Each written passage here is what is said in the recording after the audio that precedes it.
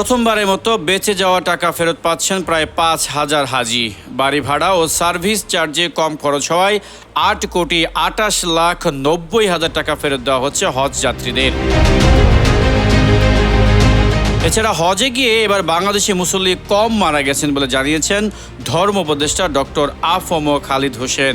বিগত আমলে হজকে ঘিরে এজেন্সিগুলোর বিরুদ্ধে নানা হয়রানি ও অনিয়মের অভিযোগে নিয়মিত ঘটনা হয়ে দাঁড়িয়েছিল। এমনকি ঠিক সময় টাকা জমা দিয়েও অব্যবস্থাপনার কারণে অনেকেই হজে যেতে পারেননি। ৫ই আগস্ট পরবর্তী বাংলাদেশে এবারই প্রথম হজ ব্যবস্থাপনা নিয়ে তেমন কোনো অভিযোগ শোনা যায়নি মুসল্লিদের কাছ থেকে। অভিযুক্ত হজ এজেন্সিগুলোর বিরুদ্ধে আগেভাগে ব্যবস্থা নিয়েছিল সরকার, সেটারই সুফল মিলল। প্রথমবারের মতো হাজিদের উদ্ধৃত টাকা ফেরত দেওয়ার সিদ্ধান্ত নিয়েছে ধর্ম মন্ত্রণালয়। হজ শেষে ৮৭,১৪৫ জন হাজি দেশে ফিরেছেন।